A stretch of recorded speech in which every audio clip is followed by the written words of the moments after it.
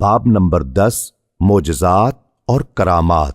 فصل نمبر 1 حضور نبی اکرم صلی اللہ علیہ وآلہ وسلم کے معجزات کا بیان۔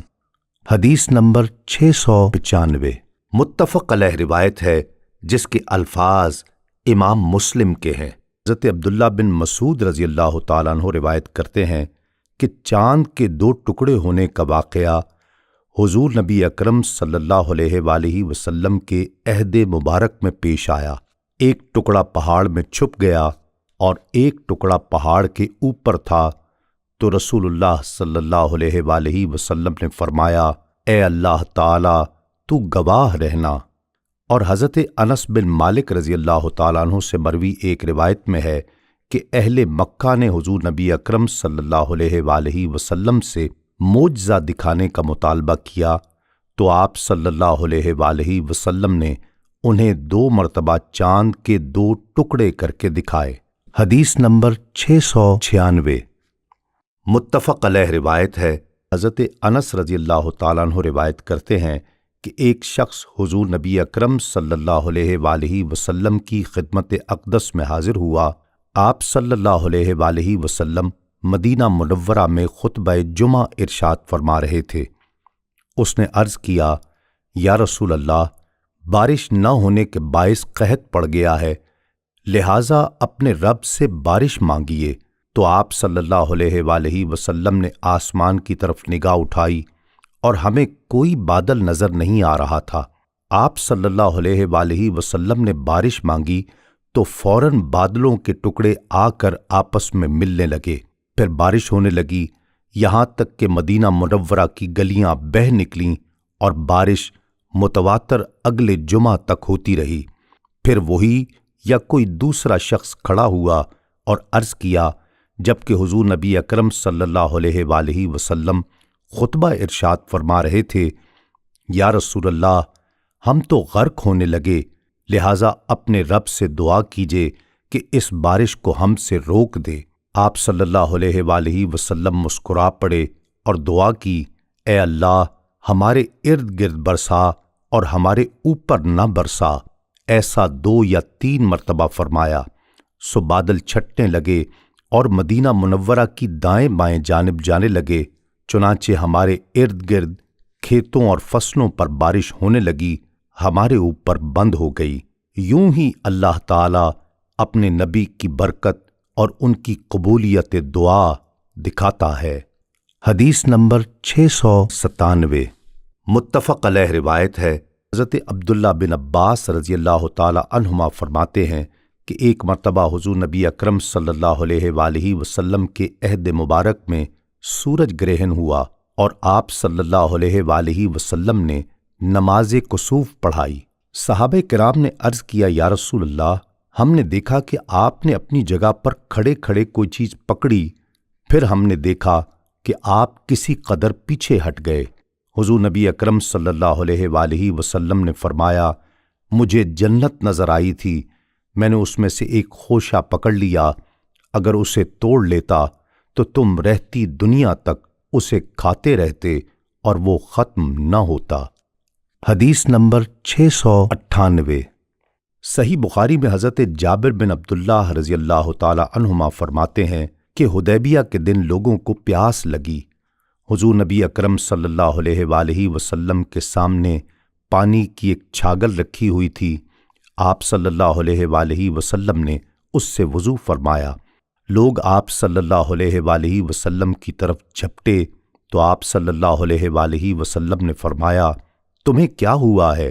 صحابہ کرام نے عرض کیا، یا رسول اللہ، ہمارے پاس وضو کے لیے پانی ہے، نہ پینے کے لیے، صرف یہی پانی ہے جو آپ کے سامنے رکھا۔ حضور نبی اکرم صلی اللہ علیہ وآلہ وسلم نے یہ سن کر دست مبارک چھاگل کے اندر رکھا تو فوراً چشموں کی طرح پانی انگلیوں کے درمیان سے جوش مار کر نکلنے لگا، چنانچہ ہم سب نے خوب پانی پیا اور وضو بھی کر لیا۔ سالم راوی کہتے ہیں، میں نے حضرت جابر رضی اللہ تعالیٰ عنہ سے پوچھا، اس وقت آپ کتنے آدمی تھے؟ انہوں نے کہا، اگر ہم 1,00,000 بھی ہوتے تب بھی وہ پانی سب کے لیے کافی ہو جاتا جبکہ ہم تو 1500 تھے۔ حدیث نمبر 699۔ صحیح بخاری میں حضرت جابر بن عبداللہ رضی اللہ تعالی عنہما فرماتے ہیں کہ ایک انصاری عورت نے حضور نبی اکرم صلی اللہ علیہ وآلہ وسلم کی خدمت میں عرض کیا، یا رسول اللہ، کیا میں آپ کے تشریف فرما ہونے کے لیے کوئی چیز نہ بنوا دوں، کیونکہ میرا غلام بڑھئی ہے؟ آپ صلی اللہ علیہ وآلہ وسلم نے فرمایا، اگر تم چاہو تو بنوا دو۔ اس عورت نے آپ صلی اللہ علیہ وآلہ وسلم کے لیے ایک ممبر بنوا دیا۔ جمعے کا دن آیا تو حضور نبی اکرم صلی اللہ علیہ وآلہ وسلم اسی ممبر پر تشریف فرما ہوئے جو تیار کیا گیا تھا، لیکن حضور نبی اکرم صلی اللہ علیہ وآلہ وسلم کے ممبر پر تشریف رکھنے کی وجہ سے کھجور کا وہ تنا جس سے ٹیک لگا کر آپ صلی اللہ علیہ وآلہ وسلم خطبہ ارشاد فرماتے تھے، ہجر و فراق رسول صلی اللہ علیہ وآلہ وسلم میں چلا کر رو پڑا، یہاں تک کہ پھٹنے کے قریب ہو گیا۔ یہ دیکھ کر حضور نبی اکرم صلی اللہ علیہ وآلہ وسلم ممبر سے اتر آئے اور کھجور کے ستون کو گلے سے لگا لیا۔ ستون اس بچے کی طرح رونے لگا جسے تھپکی دے کر چپ کرایا جاتا ہے، یہاں تک کہ اسے سکون آ گیا۔ حدیث نمبر 700۔ سنن ترمذی میں حضرت ابو ہریرہ رضی اللہ تعالیٰ عنہ روایت فرماتے ہیں کہ میں حضور نبی اکرم صلی اللہ علیہ وآلہ وسلم کی خدمت میں کچھ کھجوریں لے کر حاضر ہوا اور عرض کیا، یا رسول اللہ، ان میں اللہ تعالیٰ سے برکت کی دعا فرمائیں۔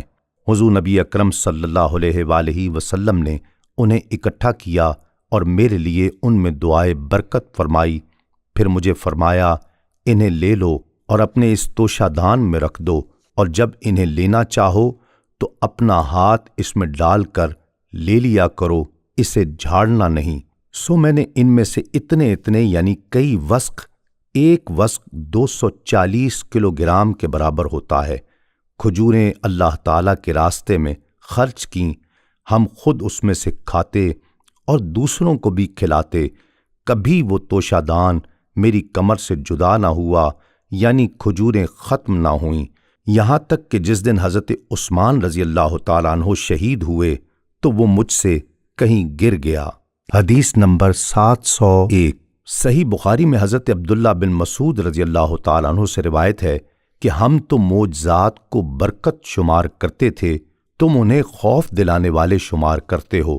ہم ایک سفر میں حضور نبی اکرم صلی اللہ علیہ وآلہ وسلم کے ہمراہ تھے کہ پانی کی قلت ہو گئی۔ آپ صلی اللہ علیہ وآلہ وسلم نے فرمایا، کچھ بچا ہوا پانی لے آؤ۔ لوگوں نے ایک برتن آپ صلی اللہ علیہ وآلہ وسلم کی خدمت اقدس میں پیش کیا جس میں تھوڑا سا پانی تھا۔ آپ صلی اللہ علیہ وآلہ وسلم نے اپنا دست اقدس اس برتن میں ڈالا اور فرمایا، پاک برکت والے پانی کی طرف آؤ، اور برکت اللہ تعالی کی طرف سے ہے۔ میں نے دیکھا کہ حضور نبی اکرم صلی اللہ علیہ وآلہ وسلم کی مبارک انگلیوں سے چشمے کی طرح پانی ابل رہا تھا۔ علاوہ ازیں ہم کھانا کھاتے وقت کھانے سے تسبیح کی آواز سنا کرتے تھے۔ حدیث نمبر 702۔ متفق علیہ روایت میں حضرت انس رضی اللہ تعالی عنہ بیان کرتے ہیں کہ حضور نبی اکرم صلی اللہ علیہ وآلہ وسلم کی خدمت اقدس میں پانی کا ایک برتن پیش کیا گیا۔ اس وقت آپ صلی اللہ علیہ وآلہ وسلم زورا کے مقام پر تھے۔ آپ صلی اللہ علیہ وآلہ وسلم نے برتن کے اندر اپنا دست مبارک رکھ دیا تو آپ صلی اللہ علیہ وآلہ وسلم کی مبارک انگلیوں کے درمیان سے پانی کے چشمے پھوٹ نکلے اور تمام لوگوں نے وضو کر لیا۔ حضرت قتادہ کہتے ہیں کہ میں نے حضرت انس رضی اللہ تعالی عنہ سے دریافت کیا، آپ کتنے لوگ تھے؟ تو انہوں نے جواب دیا، ہم 300 یا 300 کے لگ بھگ افراد تھے۔ حدیث نمبر 703۔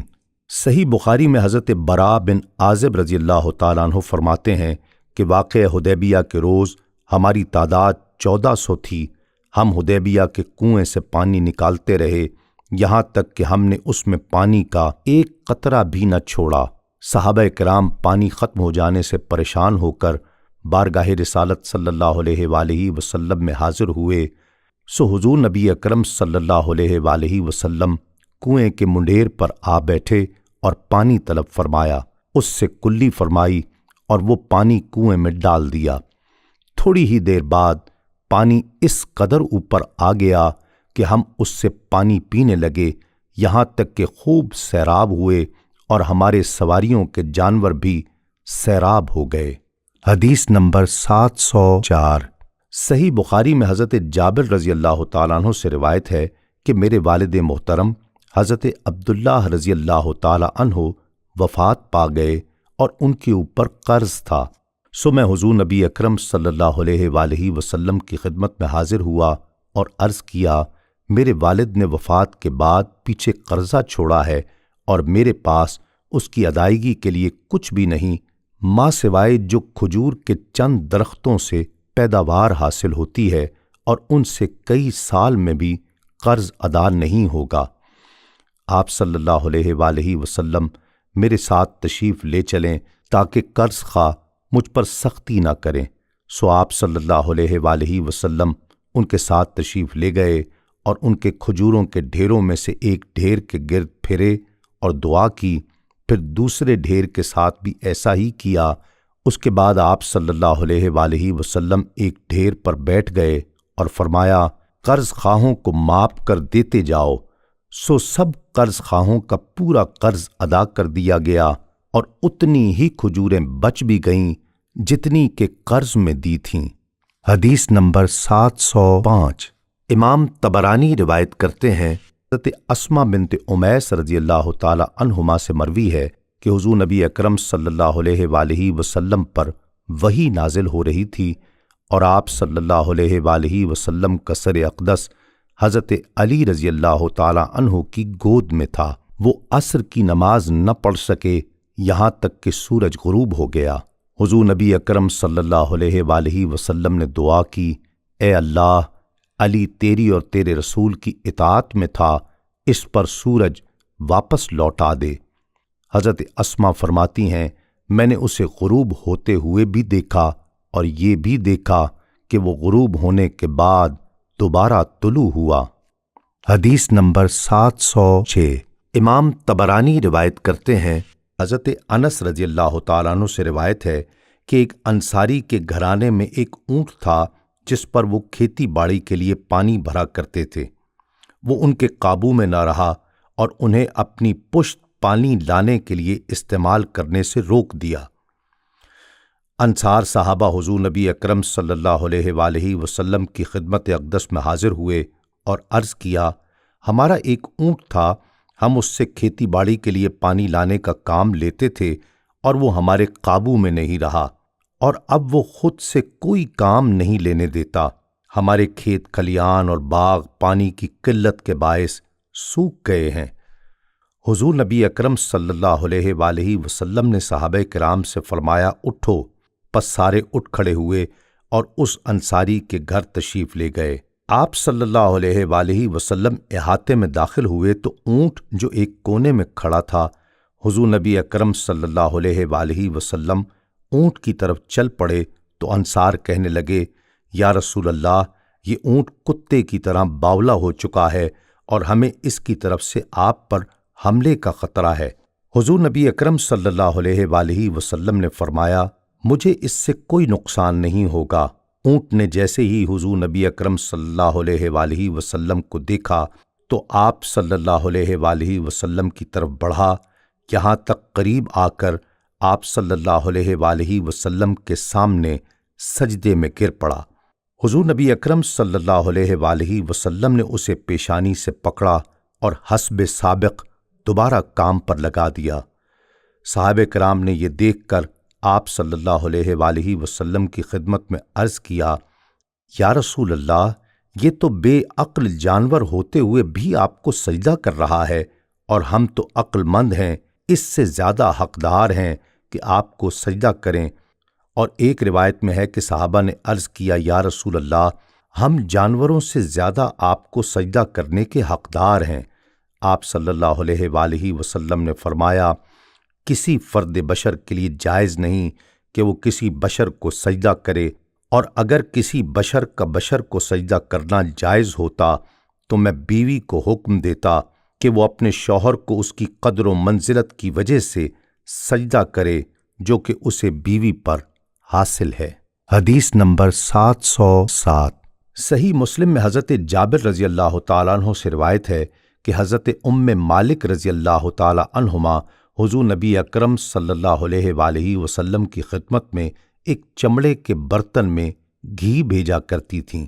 ان کے بیٹے آ کر ان سے سالن مانگتے، ان کے پاس کوئی چیز نہیں ہوتی تھی، تو جس چمڑے کے برتن میں وہ حضور نبی اکرم صلی اللہ علیہ وآلہ وسلم کے لیے گھی بھیجا کرتیں اس کا رخ کرتیں، اس میں انہیں گھی مل جاتا۔ ان کے گھر میں سالن کا مسئلہ اسی طرح حل ہوتا رہا، یہاں تک کہ انہوں نے ایک دن اس چمڑے کے برتن کو نچوڑ لیا۔ پھر وہ حضور نبی اکرم صلی اللہ علیہ وآلہ وسلم کی خدمت میں حاضر ہوئیں۔ آپ صلی اللہ علیہ وآلہ وسلم نے فرمایا، تم نے چمڑے کے برتن کو نچوڑ لیا؟ اس نے عرض کیا، ہاں یا رسول اللہ۔ آپ صلی اللہ علیہ وآلہ وسلم نے فرمایا، اگر تم اسے اسی طرح رہنے دیتی تو اس سے ہمیشہ گھی ملتا رہتا۔ حدیث نمبر 708۔ صحیح مسلم میں حضرت جابر رضی اللہ تعالیٰ عنہ روایت کرتے ہیں کہ ایک شخص نے حضور نبی اکرم صلی اللہ علیہ وآلہ وسلم کی خدمت اقدس میں حاضر ہو کر کچھ کھانا طلب کیا۔ آپ صلی اللہ علیہ وآلہ وسلم نے اسے نصف وسق 120 کلو گرام جو دے دیے۔ وہ شخص، اس کی بیوی اور ان دونوں کے ہاں آنے والے مہمان بھی ایک عرصہ تک وہی جو کھاتے رہے، یہاں تک کہ ایک دن اس نے وہ جو ماپ لیے۔ پھر وہ حضور نبی اکرم صلی اللہ علیہ وآلہ وسلم کی خدمت میں آیا تو آپ صلی اللہ علیہ وآلہ وسلم نے فرمایا، اگر تم اس کو نہ ماپتے تو تم وہ جو کھاتے رہتے اور وہ یوں ہی ہمیشہ باقی رہتے۔ حدیث نمبر 709۔ متفق علیہ روایت ہے، حضرت سعد بن ابی وقاص رضی اللہ تعالیٰ عنہ روایت کرتے ہیں کہ جنگ احد کے روز میں نے حضور نبی اکرم صلی اللہ علیہ وآلہ وسلم کے پاس دو ایسے حضرات کو دیکھا جو آپ صلی اللہ علیہ وآلہ وسلم کی جانب سے لڑ رہے تھے۔ انہوں نے سفید کپڑے پہنے ہوئے تھے، بڑی بہادری سے برسر پیکار تھے۔ میں نے انہیں اس سے پہلے دیکھا تھا نہ بعد میں، یعنی وہ جبرائیل و میکائیل علیہم السلام تھے۔ حدیث نمبر 710۔ صحیح مسلم میں حضرت انس بن مالک رضی اللہ تعالیٰ عنہ روایت کرتے ہیں کہ جب ہمیں ابو سفیان کے قافلے کی شام سے آنے کی خبر پہنچی تو حضور نبی اکرم صلی اللہ علیہ وآلہ وسلم نے صحابہ کرام سے مشورہ فرمایا۔ حضرت سعد بن عبادہ رضی اللہ تعالیٰ عنہ نے کھڑے ہو کر عرض کیا، یا رسول اللہ، اس ذات کی قسم جس کے قبضہ قدرت میں میری جان ہے، اگر آپ ہمیں سمندر میں گھوڑے ڈالنے کا حکم دیں تو ہم سمندر میں گھوڑے ڈال دیں گے۔ اگر آپ ہمیں برق الغمات پہاڑ سے گھوڑوں کے سینے ٹکرانے کا حکم دیں تو ہم ایسا بھی کریں گے۔ تب رسول اللہ صلی اللہ علیہ وآلہ وسلم نے لوگوں کو بلایا، لوگ آئے اور وادی بدر میں اترے۔ پھر حضور نبی اکرم صلی اللہ علیہ وآلہ وسلم نے فرمایا، یہ فلاں کافر کے گرنے کی جگہ ہے۔ آپ صلی اللہ علیہ وآلہ وسلم زمین پر اس جگہ اور کبھی اس جگہ اپنا دست اقدس رکھتے۔ حضرت انس رضی اللہ تعالیٰ عنہ فرماتے ہیں کہ پھر دوسرے دن دوران جنگ کوئی کافر حضور نبی اکرم صلی اللہ علیہ وآلہ وسلم کی بتائی ہوئی جگہ سے ذرا برابر بھی ادھر ادھر نہیں مرا۔ حدیث نمبر 711۔ صحیح مسلم میں حضرت جابر رضی اللہ تعالیٰ عنہ روایت کرتے ہیں کہ ہم حضور نبی اکرم صلی اللہ علیہ وآلہ وسلم کے ساتھ ایک غزوہ کے سفر پر روانہ ہوئے، یہاں تک کہ ہم ایک کشادہ وادی میں پہنچے۔ حضور نبی اکرم صلی اللہ علیہ وآلہ وسلم رفع حاجت کے لیے تشریف لے گئے۔ میں پانی وغیرہ لے کر آپ صلی اللہ علیہ وآلہ وسلم کے پیچھے گیا۔ حضور نبی اکرم صلی اللہ علیہ وآلہ وسلم نے ارد گرد دیکھا، لیکن آپ صلی اللہ علیہ وآلہ وسلم کو پردہ کے لیے کوئی چیز نظر نہ آئی۔ وادی کے کنارے دو درخت تھے، حضور نبی اکرم صلی اللہ علیہ وآلہ وسلم ان میں سے ایک درخت کے پاس گئے۔ آپ صلی اللہ علیہ وآلہ وسلم نے اس کی شاخوں میں سے ایک شاخ پکڑی اور فرمایا، اللہ تعالیٰ کے حکم سے میری اطاعت کرو۔ وہ درخت اس اونٹ کی طرح آپ صلی اللہ علیہ وآلہ وسلم کا فرما بردار ہو گیا جس کی ناک میں نکیل ہو اور وہ اپنے ہانکنے والے کے تابع ہوتا ہے۔ پھر آپ صلی اللہ علیہ وآلہ وسلم دوسرے درخت کے پاس گئے اور اس کی شاخوں میں سے ایک شاخ پکڑ کر فرمایا، اللہ کے اذن سے میری اطاعت کر۔ وہ درخت بھی پہلے درخت کی طرح آپ صلی اللہ علیہ وآلہ وسلم کے تابع ہو گیا، یہاں تک کہ جب آپ صلی اللہ علیہ وآلہ وسلم دونوں درختوں کے درمیان پہنچے تو آپ صلی اللہ علیہ وآلہ وسلم نے ان دونوں درختوں کو ملا دیا اور فرمایا، اللہ کے اذن سے جڑ جاؤ۔ سو وہ دونوں درخت جڑ گئے۔ میں وہاں بیٹھا اپنے آپ سے باتیں کر رہا تھا، میں نے اچانک دیکھا کہ حضور نبی اکرم صلی اللہ علیہ وآلہ وسلم تشریف لا رہے ہیں اور وہ دونوں درخت اپنے اپنے سابقہ اصل مقام پر کھڑے تھے۔ آپ صلی اللہ علیہ وآلہ وسلم نے فرمایا، اے جابر، تم نے وہ مقام دیکھا تھا جہاں میں کھڑا تھا؟ میں نے عرض کیا، جی یا رسول اللہ۔ فرمایا، ان دونوں درختوں کے پاس جاؤ اور ان میں سے ہر ایک کی ایک ایک شاخ کاٹ کر لاؤ، اور جب اس جگہ پہنچو جہاں میں کھڑا تھا تو ایک شاخ اپنی دائیں جانب اور ایک شاخ اپنی بائیں جانب ڈال دینا۔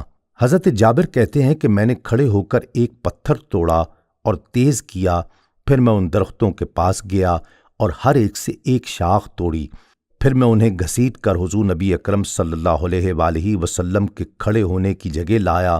اس جگہ ایک شاخ دائیں جانب اور ایک شاخ بائیں جانب ڈال دی، اور رسول اللہ صلی اللہ علیہ وآلہ وسلم کی خدمت میں حاضر ہو کر عرض کیا، یا رسول اللہ، میں نے آپ کے حکم پر عمل کر دیا ہے، مگر اس عمل کا سبب کیا ہے؟ آپ صلی اللہ علیہ وآلہ وسلم نے فرمایا، میں اس جگہ دو قبروں کے پاس سے گزرا جن میں قبر والوں کو عذاب ہو رہا تھا۔ میں نے چاہا کہ میری شفاعت کے سبب جب تک وہ شاخیں سرسبز و تازہ رہیں ان کے عذاب میں کمی رہے۔ حدیث نمبر 712۔ صحیح بخاری میں حضرت انس رضی اللہ تعالیٰ عنہ روایت فرماتے ہیں کہ حضور نبی اکرم صلی اللہ علیہ وآلہ وسلم نے حضرت زید، حضرت جعفر اور حضرت ابن رواحہ رضی اللہ تعالیٰ عنہم کے متعلق خبر آنے سے پہلے ہی ان کے شہید ہو جانے کے متعلق لوگوں کو بتا دیا تھا۔ چنانچہ آپ صلی اللہ علیہ وآلہ وسلم نے فرمایا، اب جھنڈا زید نے سنبھالا ہوا ہے لیکن وہ شہید ہو گئے، اب جعفر نے جھنڈا سنبھال لیا ہے اور وہ بھی شہید ہو گئے، اب ابن رواحہ نے جھنڈا سنبھالا ہے اور وہ بھی جام شہادت نوش کر گئے۔ یہ فرماتے ہوئے آپ صلی اللہ علیہ وآلہ وسلم کی چشمان مبارک اشک بار تھیں۔ پھر فرمایا، یہاں تک کہ اب اللہ کی تلواروں میں سے ایک تلوار حضرت خالد بن ولید نے جھنڈا سنبھال لیا ہے اور اس کے ہاتھوں اللہ تعالیٰ نے کافروں پر فتح عطا فرمائی۔ حدیث نمبر 713۔ صحیح مسلم میں حضرت انس بن مالک رضی اللہ تعالیٰ عنہ ایک طویل روایت میں بیان کرتے ہیں کہ ایک آدمی جو حضور نبی اکرم صلی اللہ علیہ وآلہ وسلم کے لیے کتابت کیا کرتا تھا، وہ اسلام سے مرتد ہو گیا اور مشرکوں سے جا کر مل گیا اور کہنے لگا، میں تم میں سب سے زیادہ محمد مصطفیٰ کو جاننے والا ہوں، میں ان کے لیے جو چاہتا تھا لکھتا تھا۔ سو وہ شخص جب مر گیا تو حضور نبی اکرم صلی اللہ علیہ وآلہ وسلم نے فرمایا، اسے زمین قبول نہیں کرے گی۔ حضرت انس رضی اللہ تعالیٰ عنہ فرماتے ہیں کہ انہیں حضرت ابو طلحہ رضی اللہ تعالیٰ عنہ نے بتایا، وہ اس جگہ آئے جہاں وہ مرا تھا تو دیکھا اس کی لاش قبر سے باہر پڑی تھی۔ پوچھا، اس لاش کا کیا معاملہ ہے؟ لوگوں نے کہا، ہم نے اسے کئی بار دفن کیا مگر زمین نے اسے قبول نہیں کیا۔ حدیث نمبر 714۔ سنن ترمذی میں حضرت عبداللہ بن عباس رضی اللہ تعالی عنہما سے روایت ہے، وہ بیان کرتے ہیں کہ ایک اعرابی حضور نبی اکرم صلی اللہ علیہ وآلہ وسلم کی خدمت میں حاضر ہوا اور عرض کیا، مجھے کیسے علم ہوگا کہ آپ اللہ تعالیٰ کے نبی ہیں؟ آپ صلی اللہ علیہ وآلہ وسلم نے فرمایا، اگر میں کھجور کے اس درخت پر لگے ہوئے اس کے گچھے کو بلاؤں تو کیا تو گواہی دے گا کہ میں اللہ تعالیٰ کا رسول ہوں؟ پھر آپ صلی اللہ علیہ وآلہ وسلم نے اسے بلایا تو وہ درخت سے اترنے لگا، یہاں تک کہ حضور نبی اکرم صلی اللہ علیہ وآلہ وسلم کے قدموں میں آ گرا۔ پھر آپ صلی اللہ علیہ وآلہ وسلم نے اسے فرمایا واپس چلے جاؤ، تو وہ واپس چلا گیا۔ اس اعرابی نے نباتات کی محبت و اطاعت رسول کا یہ منظر دیکھ کر اسلام قبول کر لیا۔ حدیث نمبر 715۔ سنن ترمذی میں حضرت ابو زید اخطب رضی اللہ تعالیٰ عنہ سے مروی ہے کہ حضور نبی اکرم صلی اللہ علیہ وآلہ وسلم نے اپنا دست اقدس میرے چہرے پر پھیرا اور میرے لیے دعا فرمائی۔ عذرا راوی کہتے ہیں کہ ابو زید 120 سال زندہ رہے اور ان کے سر میں صرف چند بال سفید تھے۔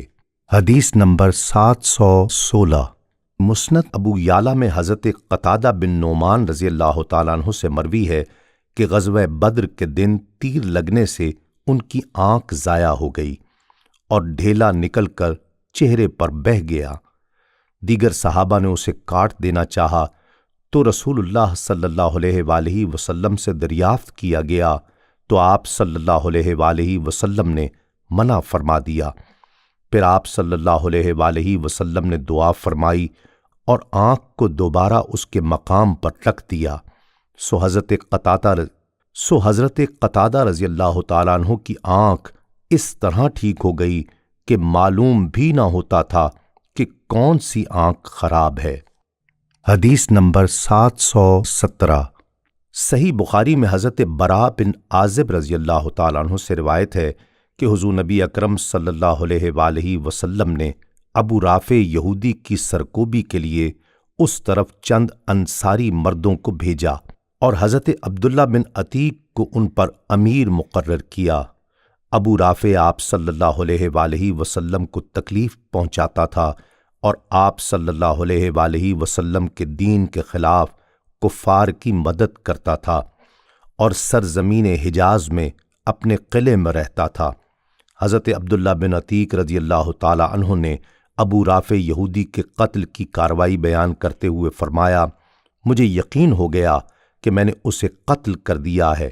پھر میں نے ایک ایک کر کے تمام دروازے کھول دیے یہاں تک کہ زمین پر آ رہا۔ چاندنی رات تھی، میں گر گیا اور میری پنڈلی ٹوٹ گئی تو میں نے اسے امامے سے باندھ دیا۔ پھر میں حضور نبی اکرم صلی اللہ علیہ وآلہ وسلم کی خدمت اقدس میں حاضر ہوا اور سارا واقعہ عرض کر دیا۔ آپ صلی اللہ علیہ وآلہ وسلم نے فرمایا، پاؤں آگے کرو۔ میں نے پاؤں پھیلا دیا۔ آپ صلی اللہ علیہ وآلہ وسلم نے اس پر دست کرم پھیرا تو ٹوٹی ہوئی پنڈلی جڑ گئی اور پھر کبھی درد تک نہ ہوا۔ حدیث نمبر 718۔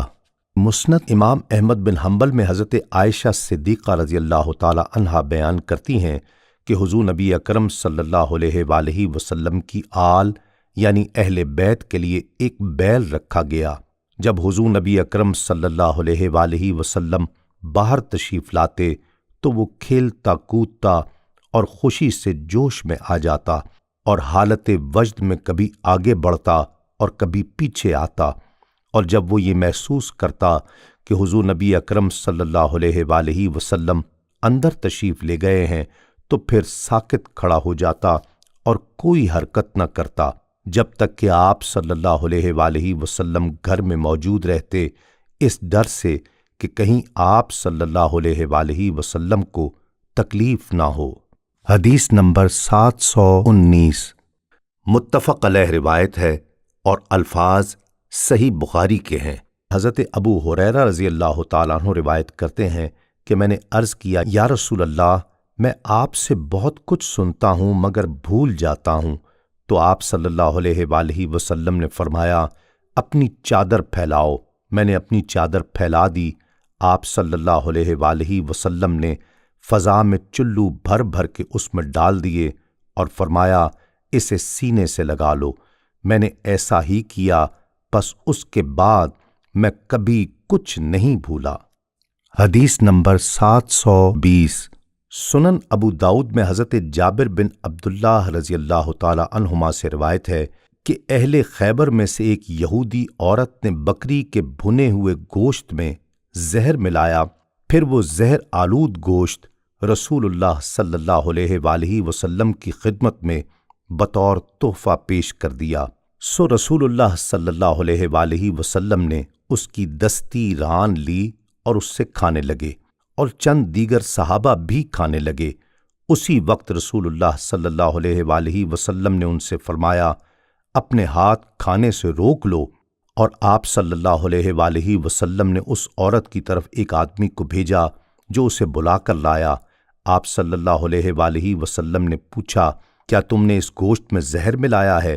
یہودی عورت نے کہا، آپ کو کس نے بتایا؟ آپ صلی اللہ علیہ وآلہ وسلم نے فرمایا، مجھے اس دستی یعنی بکری کی ران نے بتایا ہے جو میرے ہاتھ میں ہے۔ عورت نے کہا، ہاں۔ آپ صلی اللہ علیہ وآلہ وسلم نے فرمایا، تمہارا اس فعل سے کیا ارادہ تھا؟ اس نے کہا، میں نے سوچا اگر آپ نبی ہیں تو زہر ہرگز آپ کو کوئی نقصان نہیں دے گا، اور اگر نبی نہیں ہیں تو ہمیں آپ سے نجات مل جائے گی۔ رسول اللہ صلی اللہ علیہ وآلہ وسلم نے اسے معاف فرما دیا اور کوئی سزا نہیں دی۔ حدیث نمبر 721۔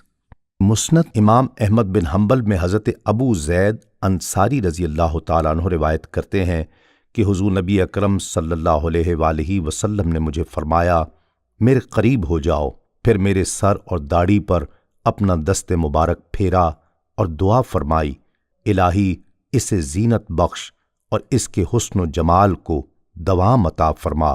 راوی کہتے ہیں کہ انہوں نے 100 سال سے زیادہ عمر پائی، لیکن ان کے سر اور داڑھی کے چند ہی بال سفید ہوئے تھے۔ ان کا چہرہ صاف اور روشن رہا، اور تا دم آخر ایک ذرہ بھر شکن بھی چہرے پر نمودار نہ ہوئی۔ باب نمبر 10، فصل نمبر 2، اولیاء اور صالحین کی کرامات کا بیان۔ حدیث نمبر 722۔ امام مالک روایت کرتے ہیں، حضور نبی اکرم صلی اللہ علیہ وآلہ وسلم کی زوجہ مبارکہ حضرت عائشہ صدیقہ رضی اللہ تعالی عنہا بیان کرتی ہیں کہ حضرت ابو بکر صدیق رضی اللہ تعالی عنہ نے غابہ نامی وادی میں انہیں کھجور کے چند درخت ہبہ کیے، جن میں سے 20 وسق کھجوریں آتی تھیں۔ جب حضرت ابو بکر صدیق رضی اللہ تعالیٰ عنہ کی وفات کا وقت قریب آیا تو انہوں نے فرمایا، اے میری پیاری بیٹی، ایسا دوسرا کوئی نہیں جس کا اپنے بعد غنی ہونا مجھے تم سے زیادہ پسند ہو، اور اپنے بعد مجھے کسی کی مفلسی تم سے زیادہ گراں نہیں۔ میں نے تمہیں کچھ درخت دیے تھے جن سے 20 وسق کھجوریں آتی تھیں، اگر تم نے ان پر قبضہ کیا ہوتا تو وہ تمہارے ہو جاتے۔ اب وہ میراث کا مال ہے، اور تمہارے 2 بھائی اور 2 بہنیں ہیں، سو سارے مال کو اللہ کی کتاب کے حکم کے مطابق تقسیم کر لینا۔ حضرت عائشہ رضی اللہ تعالی عنہا فرماتی ہیں، میں نے عرض کیا، ابا جان، مال خواہ کتنا ہی زیادہ ہوتا میں چھوڑ دیتی، لیکن میری بہن تو صرف حضرت اسماء رضی اللہ تعالی عنہا ہیں، دوسری کون ہے؟ حضرت ابو بکر رضی اللہ تعالی عنہ نے فرمایا، وہ بنت خارجہ کے پیٹ میں ہے، اور میرے خیال میں وہ لڑکی ہے۔ پھر انہوں نے ام کلثوم نامی بیٹی کو جنم دیا۔ حدیث نمبر 723۔ متفق علیہ روایت ہے، حضرت عبد الرحمن بن ابو بکر رضی اللہ تعالی عنہما سے ایک طویل واقعے میں مروی ہے کہ ایک مرتبہ حضرت ابو بکر صدیق رضی اللہ تعالی عنہ نے صحابہ کرام اصحاب صفہ کی دعوت کی، اور ان کے ساتھ آپ نے خود بھی کھانا کھایا اور دوسروں نے بھی۔ ہر لقمہ اٹھانے کے بعد کھانا پہلے سے بھی زیادہ بڑھ جاتا۔ سیدنا صدیق اکبر رضی اللہ تعالیٰ عنہ نے اپنی بیوی سے جو بنی فراس کے قبیلے سے تھیں فرمایا، اے ہمشیرہ بنی فراس، یہ کیا معاملہ ہے؟ انہوں نے عرض کیا، اے میری آنکھوں کی ٹھنڈک، میرے سرتاج، اس وقت تو یہ کھانا پہلے سے 3 گنا زیادہ ہے۔ چنانچہ ان سب صحابہ نے بھی خوب کھایا، اور حضور نبی اکرم صلی اللہ علیہ وآلہ وسلم کی خدمت اقدس میں بھی روانہ کیا۔ چنانچہ ان سب صحابہ نے بھی خوب کھایا، اور حضور نبی اکرم صلی اللہ علیہ وآلہ وسلم کی خدمت اقدس میں بھی روانہ کیا، جسے حضور نبی اکرم صلی اللہ علیہ وآلہ وسلم نے بھی تناول فرمایا۔ حدیث نمبر 724۔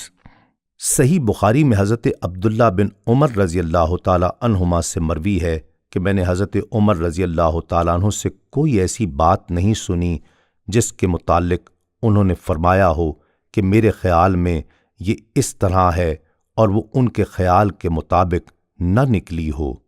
حدیث نمبر 725۔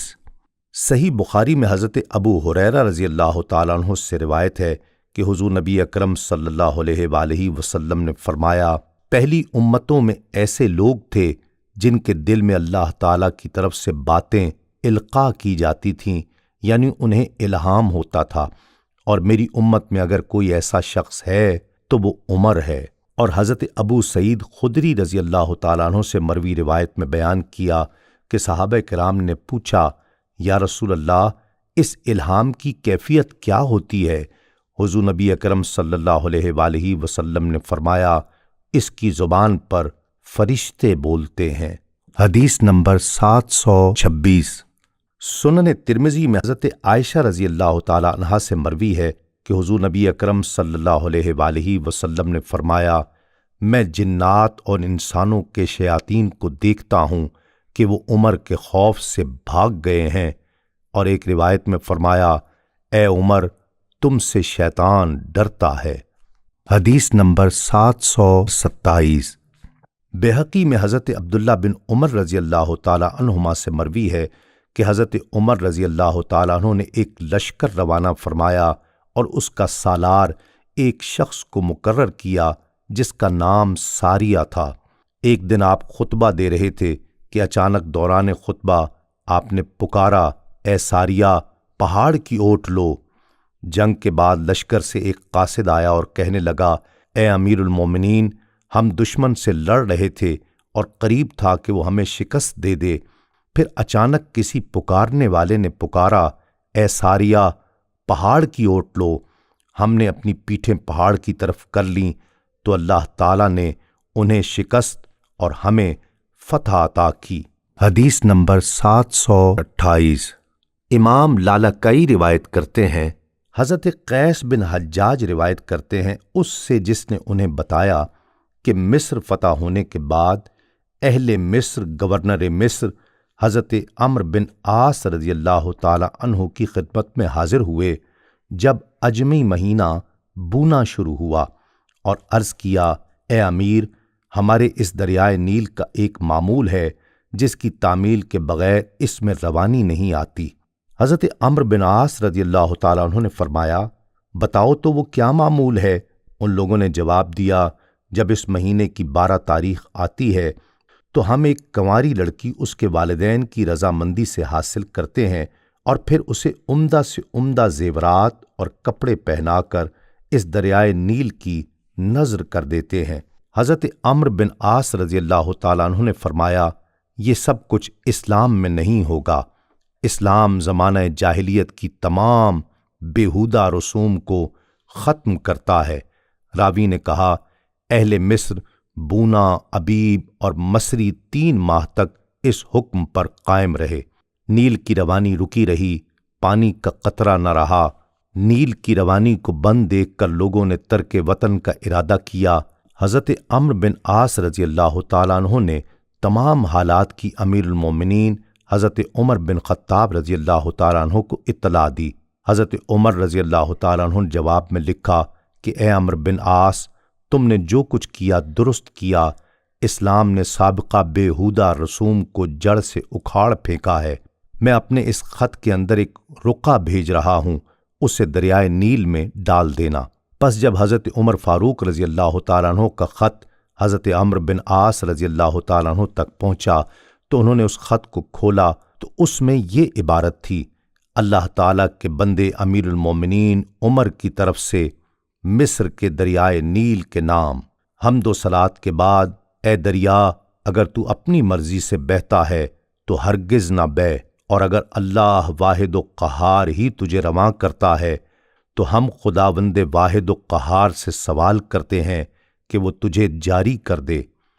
چنانچہ حضرت عمرو بن عاص رضی اللہ تعالیٰ عنہ نے وہ رقعہ دریائے نیل میں ڈال دیا۔ جب رقعہ ڈالا، ہفتے کے دن صبح لوگوں نے دیکھا کہ ایک رات میں اللہ تعالیٰ نے 16 ہاتھ پہلے سے بھی اونچا پانی دریائے نیل میں جاری فرما کر اہل مصر سے اسی دن سے آج تک اس قدیمی ظالمانہ رسم کو ہمیشہ کے لیے ختم فرما دیا۔ حدیث نمبر 729۔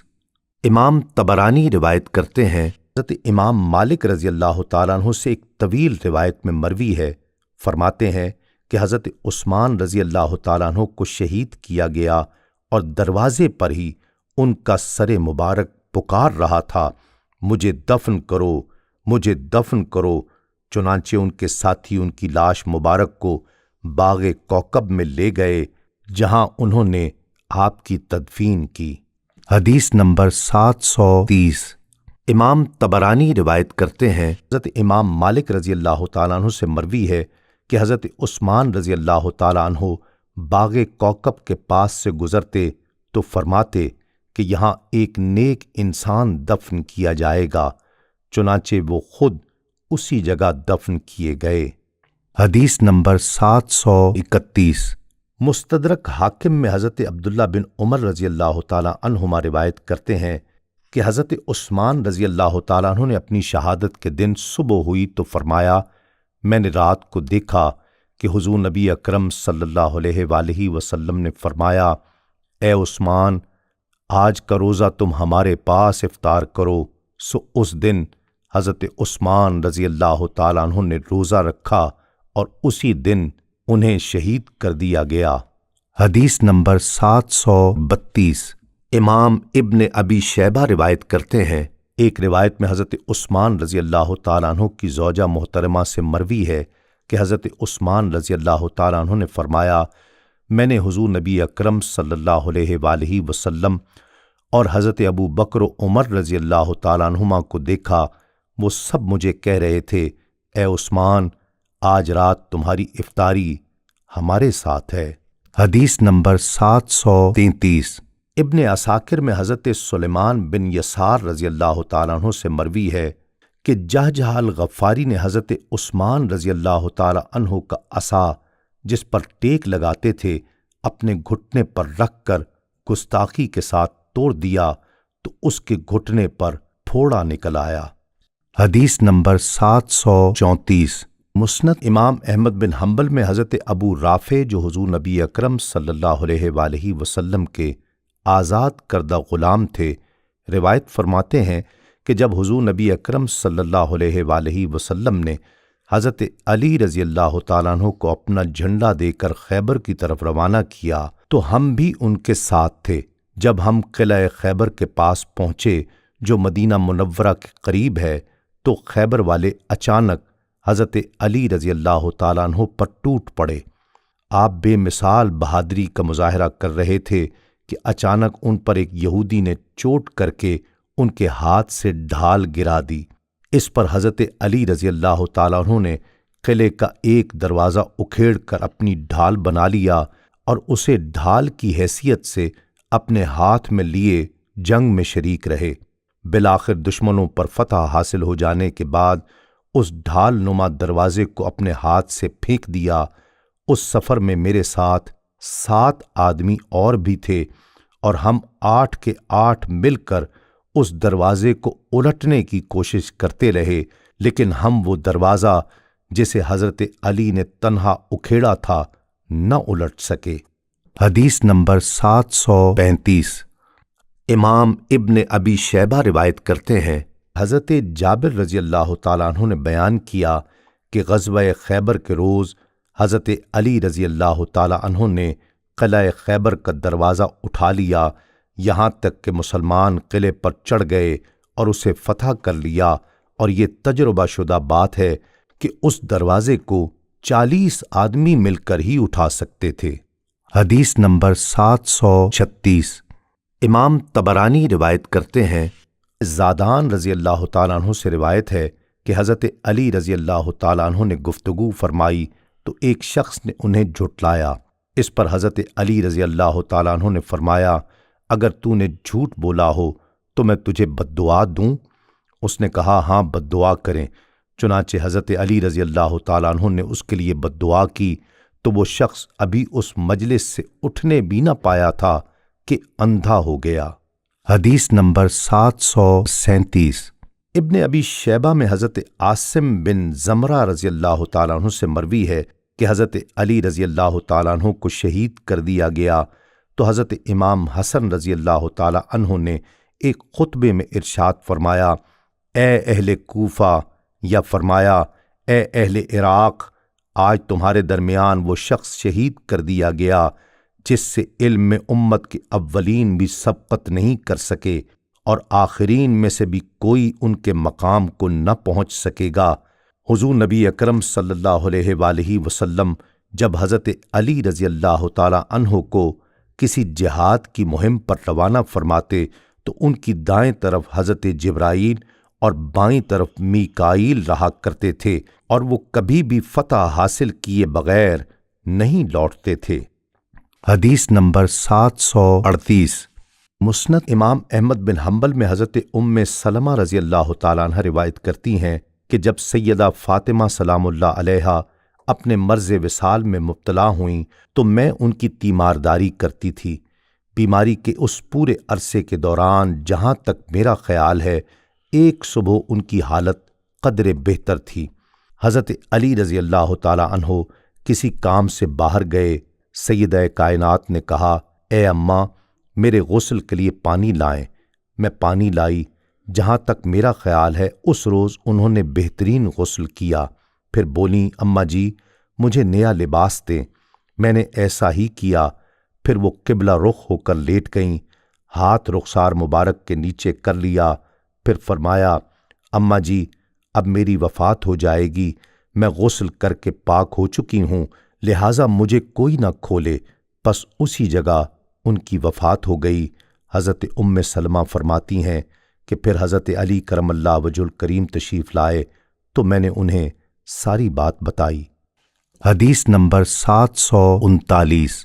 سنن ترمذی میں حضرت عمارہ بن عمیر رضی اللہ تعالیٰ عنہ بیان کرتے ہیں کہ جب امام حسین علیہ السلام کے قاتل عبید اللہ بن زیاد اور اس کے ساتھیوں کے سر لا کر مسجد کے برآمدے میں رکھے گئے اور میں اس وقت ان لوگوں کے پاس پہنچا جبکہ وہ لوگ کہہ رہے تھے وہ آ گیا، وہ آ گیا، اتنی دیر میں ایک سانپ کہیں سے آیا اور ان کے سروں میں گھسنا شروع کیا اور عبید اللہ بن زیاد کے نتھنے میں گھسا اور اس میں تھوڑی دیر ٹھہر کر پھر باہر آ گیا اور کہیں چلا گیا یہاں تک کہ وہ کہیں غائب ہو گیا۔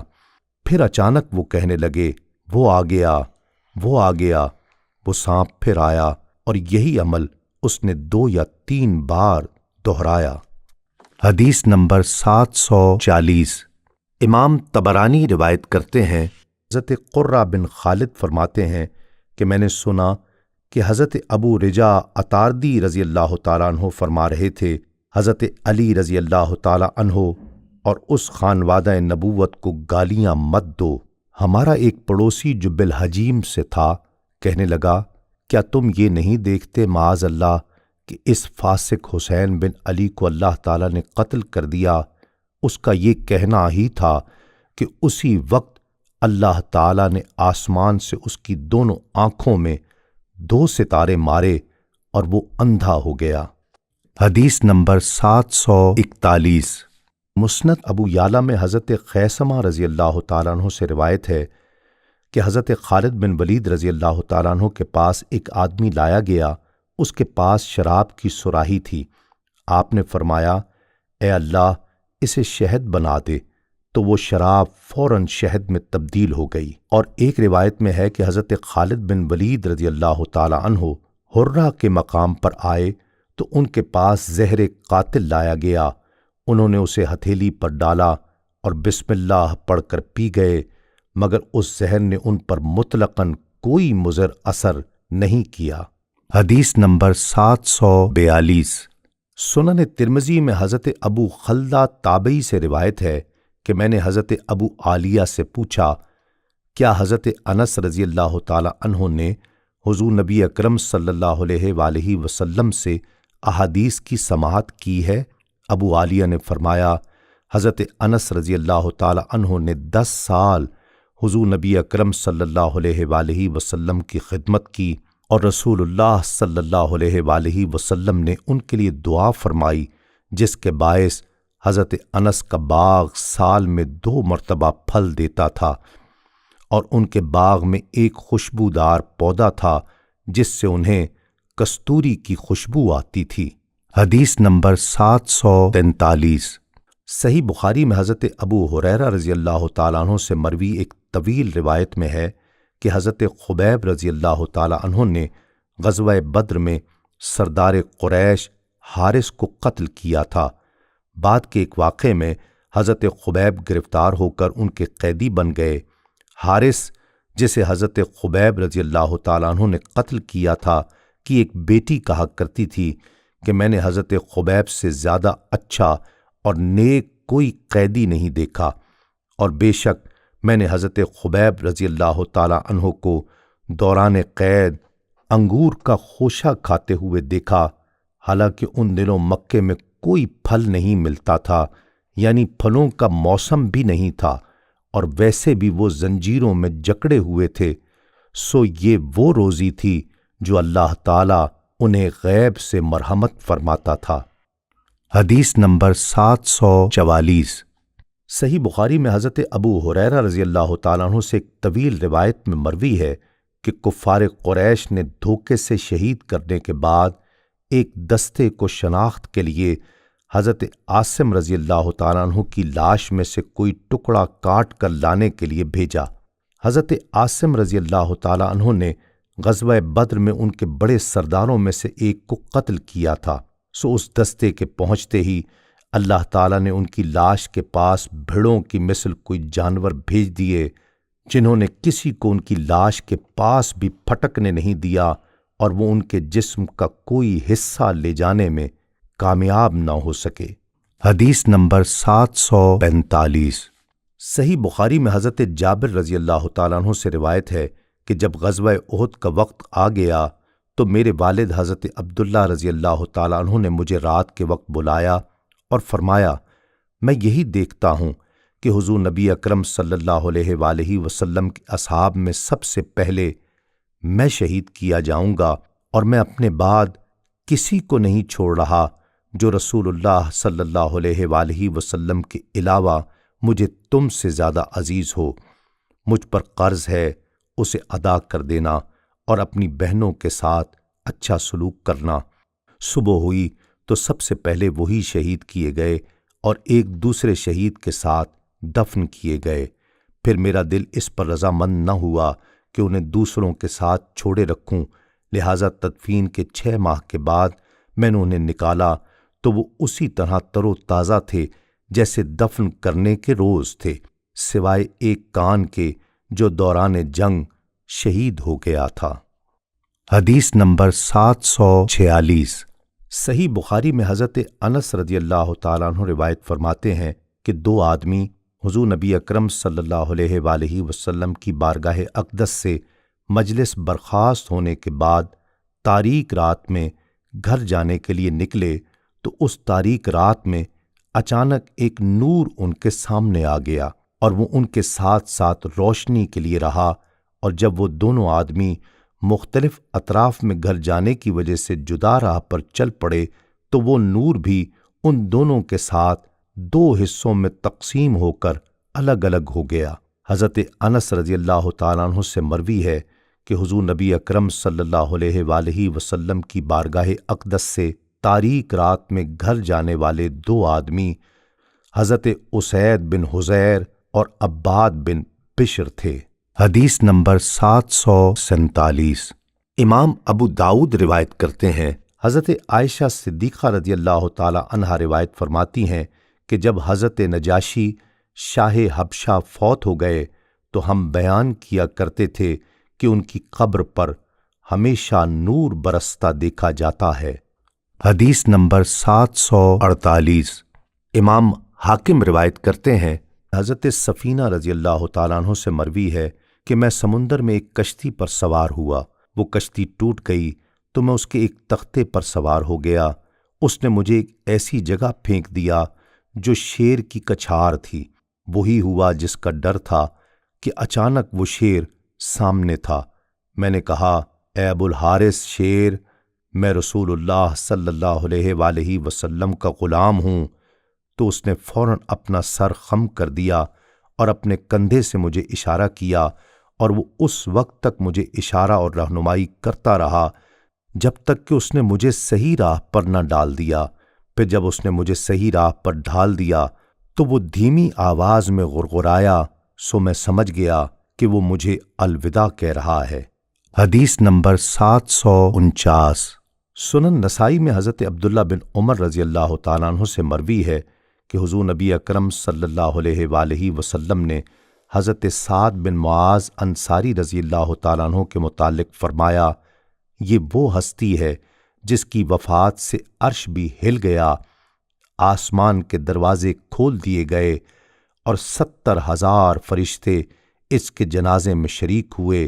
ایک دفعہ قبر نے اسے دبایا، پھر کشادہ کر دی گئی۔ اور ایک روایت میں آپ صلی اللہ علیہ وآلہ وسلم نے فرمایا، تمام تعریفیں اللہ تعالیٰ کے لیے ہی ہیں۔ اگر کوئی قبر کے دبانے سے بچ سکتا تو سعد بن معاذ بھی ضرور اس کے دبانے سے بچ جاتے۔ مومنین و صالحین کے لیے قبر کا دبانا باعث راحت ہوتا ہے، جیسے ماں بچے کو گود میں لے کر محبت سے دباتی ہے۔ حدیث نمبر 750۔ سنن ترمذی میں حضرت عبداللہ بن عباس رضی اللہ تعالی عنہما روایت فرماتے ہیں کہ حضور نبی اکرم صلی اللہ علیہ وآلہ وسلم کے کسی صحابی نے ایک قبر پر خیمہ لگایا۔ انہیں معلوم نہ تھا کہ یہ قبر ہے۔ اچانک پتہ چلا کہ یہ قبر ہے اور اس کے اندر کوئی آدمی سورۃ الملک پڑھ رہا ہے۔ یہاں تک اس صحابی نے سنا کہ اس پڑھنے والے نے قبر کے اندر مکمل سورۃ الملک پڑھی۔ یہ سن کر وہ صحابی حضور نبی اکرم صلی اللہ علیہ وآلہ وسلم کی خدمت میں حاضر ہوئے اور عرض کیا، یا رسول اللہ، میں نے نادانستہ ایک قبر پر خیمہ لگایا اور مجھے یہ خیال نہیں تھا کہ یہ قبر ہے۔ اچانک سنا کہ ایک آدمی قبر میں سورۃ الملک پڑھ رہا ہے، یہاں تک کہ میں نے سنا اس نے مکمل سورۃ الملک پڑھی۔ حضور نبی اکرم صلی اللہ علیہ وآلہ وسلم نے فرمایا، یہ سورۃ الملک عذاب قبر کو روکنے والی ہے اور عذاب قبر سے نجات دینے والی ہے۔